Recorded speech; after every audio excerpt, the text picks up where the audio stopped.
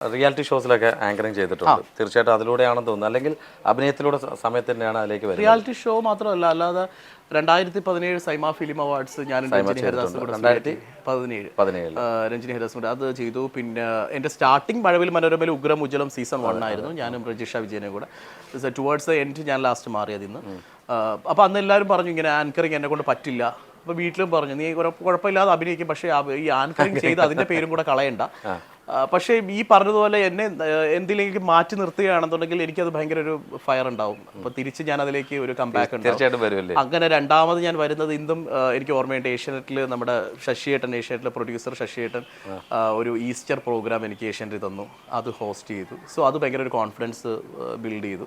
So അതിനുശേഷം ഏഷ്യാനെറ്റ് പ്ലസ്സിൽ ഒരു show telephone മണിഫോൺ ചെയ്തു. പിന്നെ ലാസ്റ്റ് ചെയ്തത് സൈമ ഫിലിം അവാർഡ്സും നമ്മുടെ സി കേരളത്തിൽ ബോയിങ് ഷോ ആങ്കർ ചെയ്തു.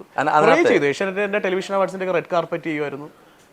രണ്ട് ഡൗട്ടുകളുണ്ട്. കാര്യം ആസ് എ ആങ്കർ ഇപ്പൊ ഈ സൈമ അവാർഡ് ചെയ്യുമ്പോൾ മലയാളം കാറ്റഗറി വരുമ്പോൾ അതിൽ സൈമ അവാർഡ് ലൈവ് അല്ലായിരുന്നു. കാരണം സൈമ അവാർഡ് ശരിക്കും അത് ചെന്നൈയിൽ തന്നെ സൺ ടി വിയിൽ ഷൂട്ട് ചെയ്തതായിരുന്നു. സെയിം ലൈവ് സെറ്റിന്റെ സെയിം റിപ്ലിക്കേറ്റ് ഇവിടെ ചെയ്തു. അതിൽ ഞാൻ രഞ്ജിനി നിന്ന് അവർ തന്നിട്ടുള്ള സ്ക്രിപ്റ്റ് നമ്മൾ അതുപോലെ പറയുക. പിന്നെ ഈ പറഞ്ഞ ഫ്രണ്ട് ഓഫ് ക്യാമറ സ്റ്റേജ് ഡൈസും എല്ലാം കറക്റ്റ് ആയിരിക്കും. പക്ഷെ ഓഡിയൻസ് ഉണ്ടാവില്ല. കാരണം ഇത് എല്ലാ ലാംഗ്വേജിലും എടുക്കുന്നത് കൊണ്ട് മലയാളം സൂര്യ ടി വിക്ക് വേണ്ടിയിട്ട് നമ്മുടെ പോർഷൻസ് അതൊരു ചെറിയൊരു കൺഫ്യൂഷൻ ഉണ്ട്. കാര്യം കാണുന്ന ഓഡിയൻസ് വിചാരിക്കുന്നത്. പക്ഷെ രഞ്ജിനി അന്ന് അത് ദുബായിലായിരുന്നു. 2017 സൈമ അവാർഡ് സ്ഥലം ദുബായി ആയിരുന്നു. രഞ്ജിനി ദുബായി പോയി. അപ്പം അല്ലാതെ എനിക്ക് തോന്നുന്നു റെഡ് കാർപ്പറ്റും ബാക്കിയൊക്കെ രഞ്ജിനി ഹാൻഡിൽ ചെയ്തു. പക്ഷെ സ്റ്റേജ് വന്നിട്ട് ഇവിടെ സൂര്യ ടി വിക്ക് വേണ്ടി ടെലികാസ്റ്റ് ചെയ്തതിൽ ഞാൻ രഞ്ജിനി ആയിരുന്നു. അങ്ങനെയാണ് വരുന്നത്. അതിനകത്ത് നമ്മൾ ക്യാമറ ക്രൂ മാത്രം വെച്ചിട്ട് ചെയ്തു. പിന്നെ അതുപോലെ തന്നെ ഈ ഉഗ്ര ഉജ്ജ്വലം ചെയ്യുന്ന സമയത്ത് ഇപ്പം രജിഷ വിജയനോട് ചെയ്തെന്ന് പറഞ്ഞു. ഇപ്പം രജിഷ വിജയൻ ഒരു വേറെ പാറ്റേൺ ആയി, ചേട്ടൻ വേറെ പാറ്റേണിലേക്ക് മാറി. എങ്കിൽ പോലും കോൺടാക്ട് ഉണ്ടോ? ഇപ്പം ലാസ്റ്റ് എനിക്ക് തോന്നുന്നു ഒരു 2-3 years ആയിട്ടില്ലാന്ന് തോന്നുന്നു. പക്ഷെ അതിന് മുന്നേ എപ്പോഴും കാരണം രജിഷയുടെ എൻ്റെ ബർത്ത്ഡേ സെയിം ഡേ ആണ് ബർത്ത്ഡേ വരുന്നത്. അപ്പം അങ്ങനെ ഞങ്ങൾ രണ്ടുപേരും പരസ്പരം വിഷ് ചെയ്തു. പിന്നെ അല്ലാതെ എൻ്റെ കല്യാണ സമയത്ത് വിളിച്ച് സംസാരിച്ചിരുന്നു. ഇങ്ങനെ അല്ലാതെ ഇപ്പൊ റീസെന്റ് കുറച്ച് നാളായിട്ട് കോൺടാക്ട്സ് ഇല്ല. ഇപ്പൊ ഈ ഇൻഡസ്ട്രി ആയിട്ട് കുറെ നല്ല ബന്ധങ്ങളുണ്ട്, സിനിമയിലും സീരിയലായാലും. പക്ഷെ ചേട്ടൻ കുറച്ച് നാളുകൾക്കിടയിൽ എവിടെയോ മാറി മറിഞ്ഞ പോലെ, അല്ലെങ്കിൽ കാണാതെ പോയതായിരിക്കാം ഞാൻ, അല്ലെങ്കിൽ പലരും കാണാതെ പോയതായിരിക്കാം.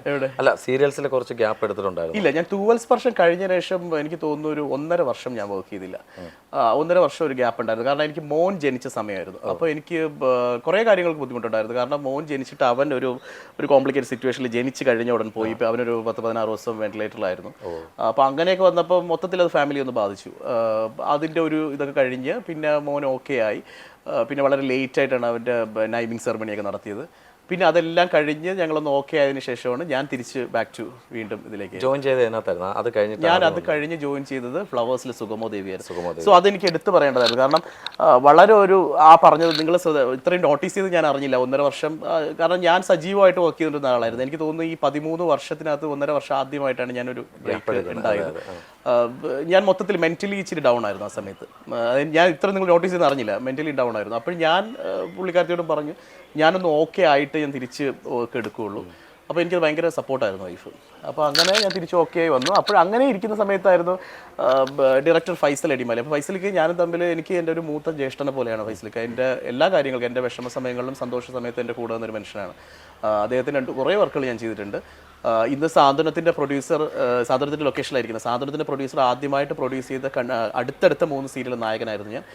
ആ 3 സീരിയൽ ഡയറക്റ്റ് ചെയ്ത് ഫൈസൽ അടിമാലിയാണ്. അപ്പോൾ ആ ഒരു ബന്ധം അങ്ങനെ തന്നെയുണ്ട്. അങ്ങനെ ഇരിക്കുന്ന സമയത്താണ് ഞാൻ ഈ ബ്രേക്ക് എടുത്തിരിക്കുന്ന സമയത്ത് ഇതുപോലെ എൻ്റെ കാര്യങ്ങൾ ആ ഒരു ഇഷ്ടം കൊണ്ട് അന്വേഷിക്കുക കാര്യങ്ങൾ ചെയ്തപ്പോൾ എന്നോട് ഇങ്ങനെ ഒരു ദിവസം പറഞ്ഞു, ഞാൻ എൻ്റെ സീരിയൽ ഫ്ലവേഴ്സിൽ സുഗമോ ദേവിയിൽ ഒരു ക്യാരക്ടർ ഞാൻ നിനക്ക് പ്ലാൻ ചെയ്യുന്നുണ്ട്, നീ വന്ന് ജോയിൻ ചെയ്യും, നീ ഒരു ബ്രേക്ക് എടുത്തിരിക്കൽ. അങ്ങനെ ഞാൻ സുഗമോ ദേവിയിൽ ജോയിൻ ചെയ്ത് കഴിഞ്ഞ് എനിക്ക് തോന്നുന്നു ഒരു വീക്ക് 2 വീക്ക് കഴിഞ്ഞ് ടെലികാസ്റ്റ് കഴിഞ്ഞിട്ട് എനിക്ക് പർവറ വർക്സിൻ്റെ കോഴ്സ് വന്നുകൊണ്ടിരുന്നത്. എനിക്ക് അതിനുശേഷം സൂര്യന്ന് വന്നു, പല ചാനലിൽ നിന്ന് വന്നു. പിന്നെ വന്നതാണ് മഴവിൽ മനോരമയിൽ കഥാനായിക എന്ന് പറഞ്ഞൊരു സീരിയൽ. അത് ചെയ്തു. അത് ചെയ്തുകൊണ്ടിരിക്കുന്ന സമയത്ത് തന്നെയാണ് സാന്ത്വനത്തിൻ്റെ ഡിസ്കഷൻ വന്നത്. എനിക്ക് തോന്നുന്നതേ ചേട്ടൻ ഫ്രെയിമിൽ കാണാൻ വേണ്ടി ഇരുന്നായിരിക്കും, ആൾക്കാർ കാത്തിരുന്നായിരിക്കും വിളിക്കാൻ അങ്ങനെയൊന്നുമില്ല, വേണ്ടി. അതൊക്കെ ചുമ്മാ ഇച്ചിരി പുള്ളിങ് ആയി പോയിട്ടുണ്ട്. പക്ഷെ ഞാനത് ഫൈസലിക്കോട് പറഞ്ഞു, അത് എനിക്ക് ഭയങ്കര ഒരു ഐശ്വര്യം തന്നെയായിരുന്നു ആ പ്രോജക്റ്റ്. കാരണം ഞാൻ ആ 1.5 വർഷം ബ്രേക്ക് കഴിഞ്ഞപ്പം ഞാൻ എൻ്റെ മനസ്സിൽ വിചാരിച്ചു, സാറിന് നമ്മൾ ആൾക്കാർ മറക്കും, അല്ലെങ്കിൽ ഇൻഡസ്ട്രിയിലുള്ള ആൾക്കാർ കുറച്ച് മറക്കും, പിന്നെ വീണ്ടും ആൾക്കാരൊക്കെ നോക്കിയിട്ടായിരിക്കും നമ്മളെ വീണ്ടും ആ ഒരു ഡേറ്റ വിളിക്കുന്നത്. പക്ഷേ എന്തോ ഫ്ലവേഴ്സിൽ വന്ന് ഈ ഫൈസലിക്കോട് പ്രോജക്റ്റ് ചെയ്തതും പർവറ കോൾസ് വന്നു. ഞാൻ ആദ്യമായിട്ടാണ്, ഞാൻ ഒരു സമയത്ത് ഒരു സീരിയൽ ചെയ്യുന്ന ഒരാളായിരുന്നു, ഈ 13 വർഷത്തിൽ ആദ്യമായിട്ടാണ് 3 സീരിയൽ ഒരു മാസത്തിൽ ഞാൻ എടുത്തത്. അങ്ങനെ എടുത്ത് പിന്നെ എനിക്ക് ഡേറ്റ് കുറച്ച് ഇഷ്യൂ വന്നിട്ടാണ് ഞാൻ തൃശ്ശൂരിൽ കഥാനായിക വർക്ക് വിട്ടത്. പക്ഷേ ഇപ്പോൾ സ്റ്റിൽ സാന്ത്വനവും ഫ്ലവേഴ്സിൽ സുഗമോദേവി നന്നായിട്ട് പോകുന്നുണ്ട്. അപ്പോൾ അതിന് എനിക്ക് പ്രത്യേകം നന്ദി പറയേണ്ട ഫൈസലിക്കയുടെ ആ ഒരു സപ്പോർട്ടും. അതേപോലെ ഒരു ഗംഭീര ക്യാരക്ടറാണ് സുഗമോദേവിയിൽ പോകുന്നത്, പ്രകാശ് മേനോൻ എന്നൊരു ക്യാരക്ടർ. അതിൻ്റെ നേരെ ഓപ്പോസിറ്റാണ്, വളരെ കാം ആൻഡ് കമ്പോസ്ഡ് ആയിട്ട്, വളരെ പാവമായിട്ട്, വളരെ സ്ട്രെയിറ്റ് ഫോർവേഡായിട്ട്, വളരെ സിൻസിയർ ആയിട്ട്, അച്ഛനെ സ്നേഹിക്കുന്ന, കുടുംബത്തെ സ്നേഹിക്കുന്ന ഒരു മകനായിട്ട് സാന്ത്വനത്തിൽ മൂത്ത മകനായിട്ട്. സാന്ത്വനത്തിന് തന്നെ നമുക്ക് ഒരു ചോദ്യം ചോദിക്കാം. അതിൽ തന്നെ ഇത് സീസൺ 1 തന്നെ നമുക്ക് പറയാം. പാർട്ട് 1 നല്ല രീതിയിൽ പോയിക്കൊണ്ടിരുന്ന ഒരു സീരിയലാണ്. ഈ പാർട്ട് 2 നല്ല രീതിയിൽ ഭയങ്കര സൂപ്പർ ഹിറ്റ് ആയിരുന്നു. അതെ, അത് എല്ലാവരും ഇരുന്നിട്ട് സ്വീകരിച്ചാണ്. അത് ഭയങ്കര ഒരു ടാസ്ക് ആയിരുന്നു, നമുക്ക് ഭയങ്കര ചലഞ്ചായിരുന്നു. അതെ, അതിലേക്കാണ് ഞാൻ വരുന്നത്. അപ്പോൾ ഡയറക്ടർ പെട്ടെന്നുള്ള ഒരു വിയോഗം, അതാണ് ആ സീരിയലിൽ നിൽക്കാനുള്ള കാരണം. അതിനെക്കുറിച്ച് സംസാരിച്ചതിന് ശേഷം നമുക്ക് കേട്ടോ ഈ ഒരു കഥാപാത്രത്തിലേക്ക് വരാം. അതാ ഇങ്ങനെ ഒരു സീരിയലാണ് സാന്ത്വനം, നമ്മൾ പാർട്ട് 2 ആണ് എടുക്കുന്നത്. 1 എടുക്കുമ്പോൾ കുറേ ടാസ്കുകളുണ്ട്. ചേട്ടൻ പറഞ്ഞ പോലെ തന്നെ ഡയറക്ടർ ചെയ്തു വെച്ചിരിക്കുന്നത്, അല്ലെങ്കിൽ അഭിനയിച്ച് വെച്ചിരിക്കുന്നത്, പ്രൊഡ്യൂസർ ആയാലും ചിപ്പു ചേച്ചി, രഞ്ജിത്തേട്ടൻ. അപ്പോൾ ഈ ഒരു കോംബോ തന്നെ ഭയങ്കരമാണ് അതിനകത്ത്. അപ്പോൾ ഒരു ടാസ്ക് അല്ലായിരുന്നു കേട്ടോ ആ മരണത്തിൽ. ടാസ്ക് അല്ല, അത് ഈ ഒരു ഹോൾ ടീമിനും പ്രൊഡക്ഷനും ഒരു ഭയങ്കര ചാലഞ്ചായിരുന്നു. കാരണം എസ്പെഷ്യലി അടുത്ത് പറയുകയാണെങ്കിൽ വളരെ ഹിറ്റായിട്ടുള്ള ഒരു സീരിയൽ, ആ ഒരു സീരിയലിൻ്റെ ടൈറ്റിൽ നെയിം തന്നെ നമ്മൾ ഇതിലേക്ക് എടുത്തു.